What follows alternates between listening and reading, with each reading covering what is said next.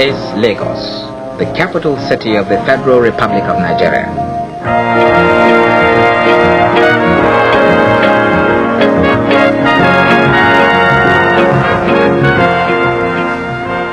A small fishing village some 400 years ago that has grown into a bustling metropolis with a population of over 1 million.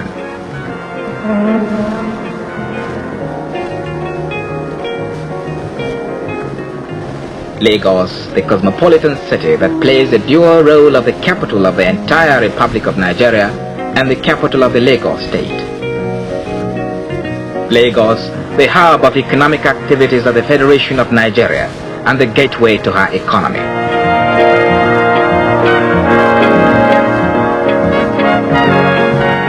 Lagos, that 400 years ago traded by barter and inquiries, could in 1961 boast as a major conduit pipe of an economy, with imports at £220 million and exports at £170 million, progressing steadily to a favorable buoyant economy standing at £376 million imports and exports at £438 million in 1970.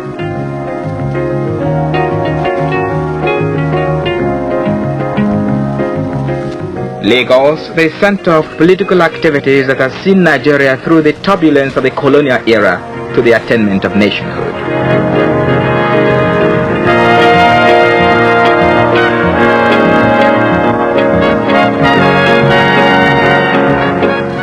Until 1931, Lagos was connected to the hinterland by a narrow bridge used mainly by the tramway.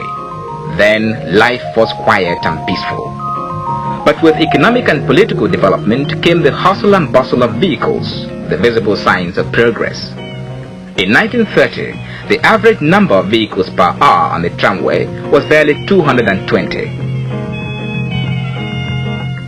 Then, in 1931, a new bridge, the Carter Bridge, was built at a cost of some £433,000. By 1964, the traffic volume had progressed geometrically at the rate of 13%.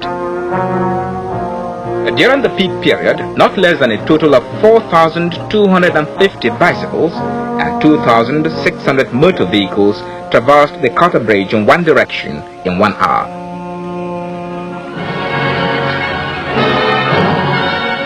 Lagos, the showpiece of Nigeria, renowned for its pomp and pageantry. Here at Idumota are the memorials of the unknown soldiers who lost their lives for the cause of the fatherland.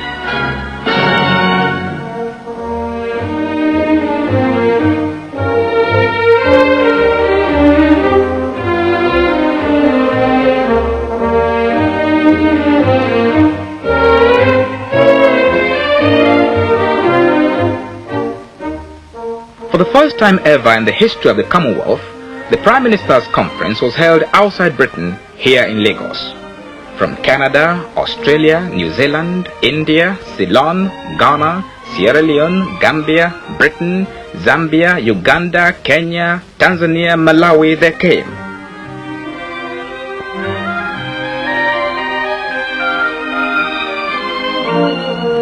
Nigeria played host to the conference under the chairmanship of Sir Abubakar Tafawa Balewa, Prime Minister of the Federation of Nigeria.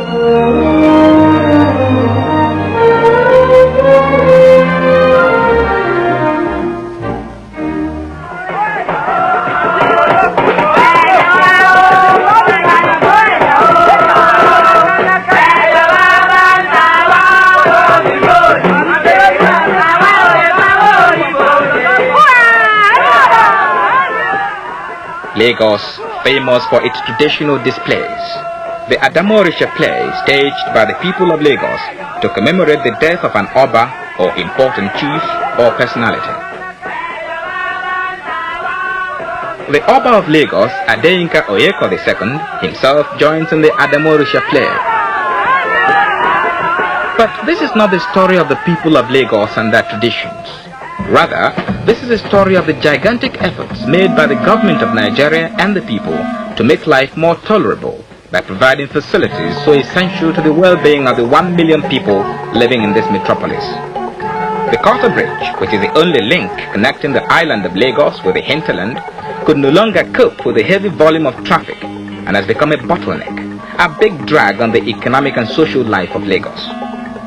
The only solution to the problem is a second bridge to link up the hinterland with the island of Lagos.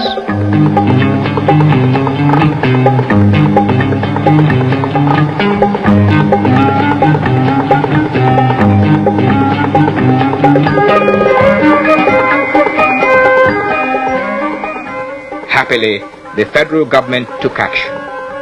From specifications drawn mainly by Nigerian engineers, international tenders were called for, and the Western German firm of Julius Berger won the contract. The government of the Federal Republic of Germany made available a loan of £6 million to the federal government of Nigeria for the construction of the second mainland bridge. Here, the engineers of the Federal Ministry of Works and Housing and the German engineers of Julius Berger are in conference.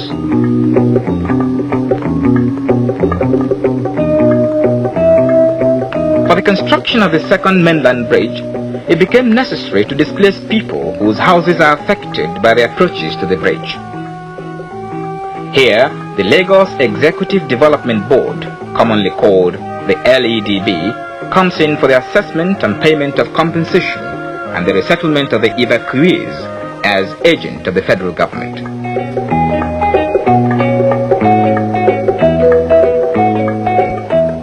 The LEDB, as a baby of circumstance, came into being in 1928 with the main objective of getting rid of filth and unsanitary living conditions that led to the great bubonic plague of the early 20s in Lagos.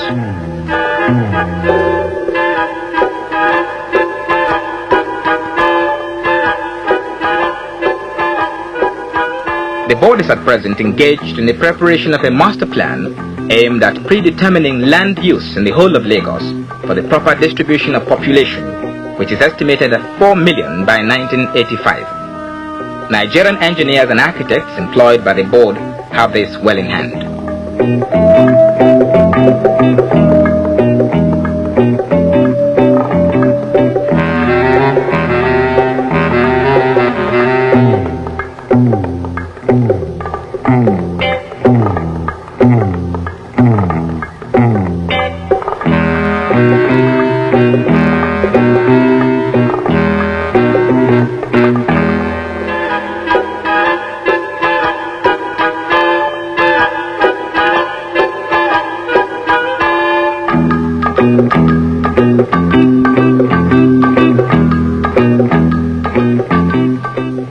Apart from the architects department, there are the civil engineering, survey, town planning, estates, finance, information, and the secretaries departments. The immediate task of the Lagos Executive Development Board is to make adequate provision for the resettlement of the people in the areas affected by the approaches to the second mainland bridge. The site chosen on the Lagos Island end of the bridge is the Olowogbowo area. The Olowogbowo area is a slum, and the construction of the new bridge is a blessing. In fact, it is a slum sweeper.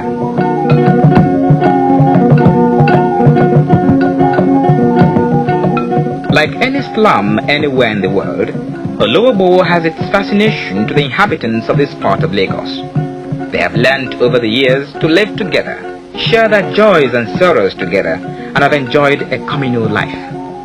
And although the more prosperous have moved to other parts of Lagos, yet they still have an attachment for Olowogbowo. So, before the new takes over from the old and the shanties bulldozed, why not get together with old friends and remember the day of parting?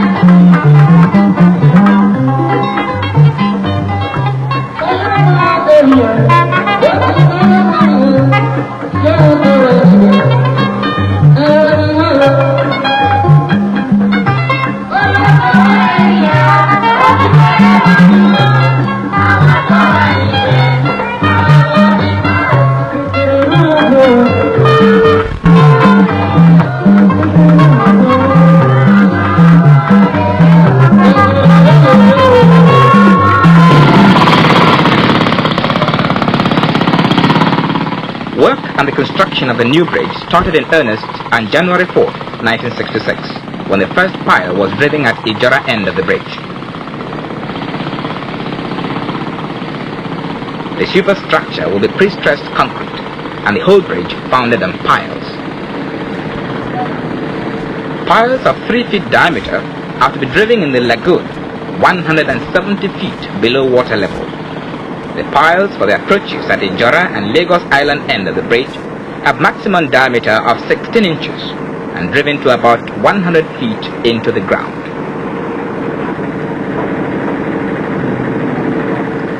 The piles are designed for 80 tons working load with an ultimate load of 160 tons.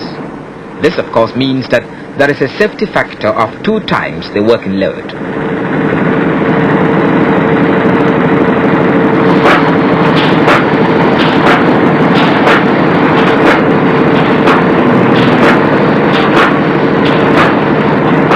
The estimated time for the completion of the construction was 30 months. But this was not possible because it became necessary for additional works not originally provided for to be included. For a project of this nature, which is to be a monument and a testimony to the foresight of the federal government of Nigeria and a significant achievement for the Nigerian engineers and the contracting firm Julius Berger, it is essential to be more forward-looking and to borrow a leaf from other developed countries. In this sense, for the second mainland bridge, additional works such as flyovers, control tower, loop and ramp extension, and high mast lighting are absolutely necessary. In order to ensure maximum safety, nothing is left to chance. A cross-section of the piles on which the bridge will rest are tested here to guarantee that the working load of 80 tons is achieved and the ultimate load of 160 tons is possible. This means that the structure of the bridge is perfectly sound.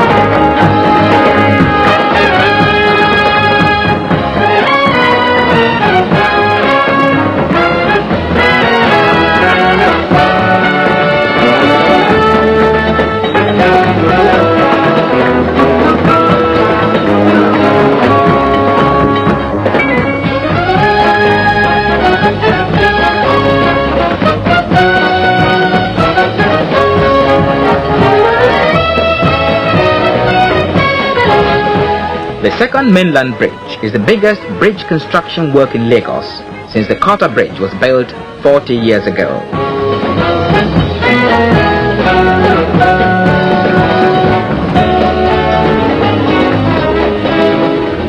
This construction affords a unique opportunity for young Nigerian engineers to put their knowledge into practice by working side by side with their counterparts in the contracting firm of Julius Berger and making sure as well that every aspect of the construction conforms to the specification in quality and in design.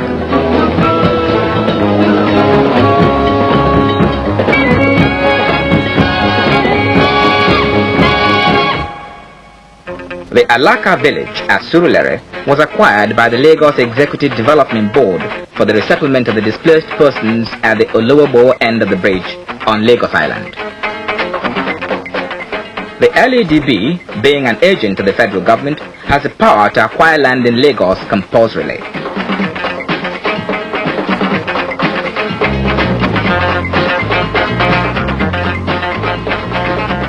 Surulere, which lies northeast of central Lagos, was until recent years a vast expanse of vegetation and swamp. But with a few years of engineering and town planning skill on the part of the LEDB, this one-time swampy vegetation is now providing accommodation for several thousands of people whose original blighted homes have been pulled down in order to make for better planning in central Lagos.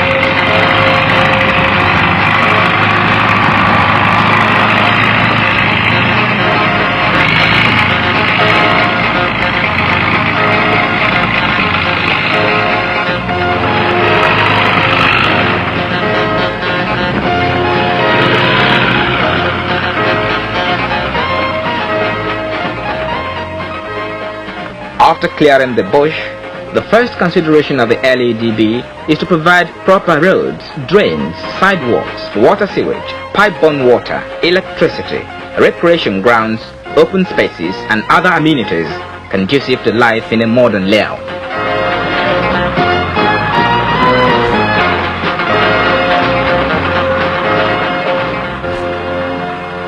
It is after all these facilities have been provided that the LADB proceeds to allocate plots, and naturally the cost of these development must be reflected in the price of the plots.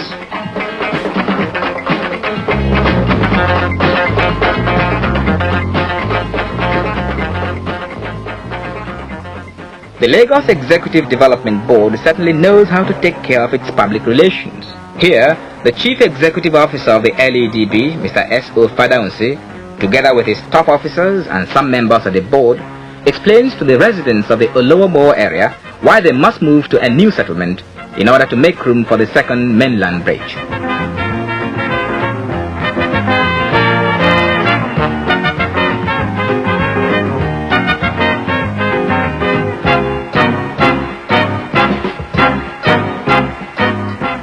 The meeting, as should be expected, was not all smiles. Mass movement of a community to a new settlement, no matter how attractive, is never well taken.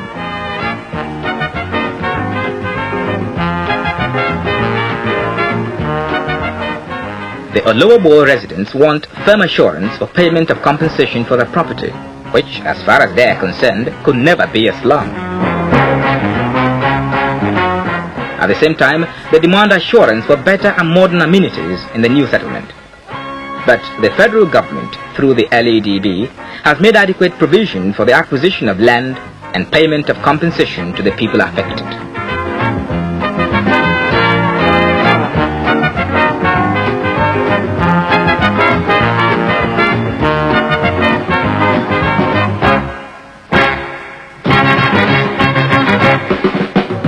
The LADB now goes into action by sending out welfare officers and census enumerators into the Olowogbowo area.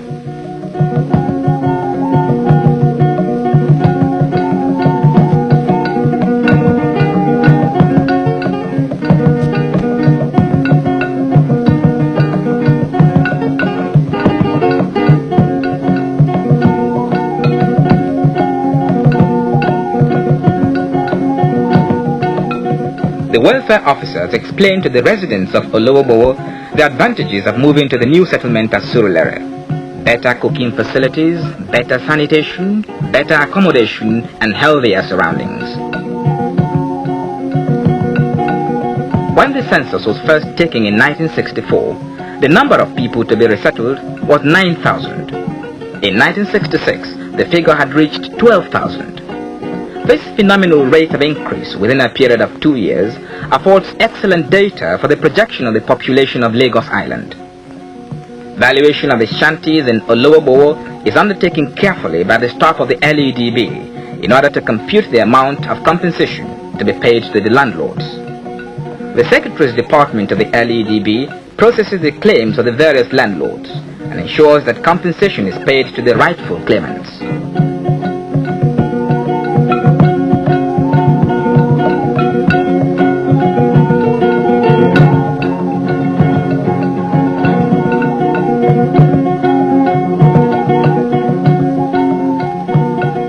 The total cost of acquisition of land and buildings at the Olowogbowo end of the bridge was estimated at £1,800,000, but the actual cost was finally settled at just under £1,200,000. This is a credit to the LADB for prudent management. This cost includes compensation to the persons affected, provision of transport to the new settlement, demolition, clearance of the site, and of course, the general development expenses of the LADB.